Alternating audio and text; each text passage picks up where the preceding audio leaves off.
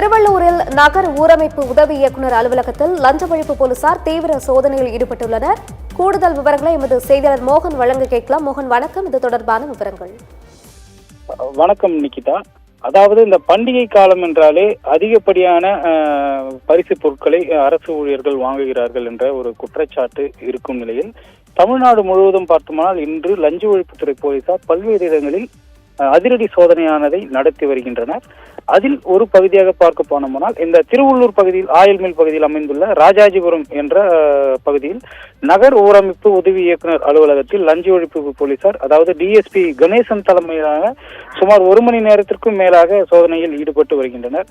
குறிப்பாக இந்த பண்டிகை நாட்களில் பரிசு பொருட்கள் வாங்குவது, அதிகமான பணம் வாங்குவது உள்ளிட்ட புகார்கள் சென்றதாகவும் இதனால் அதிரடியாக தற்போது சோதனை நடைபெற்று வருவதாக முதற்கட்ட தகவலானது வெளியாகியுள்ளது.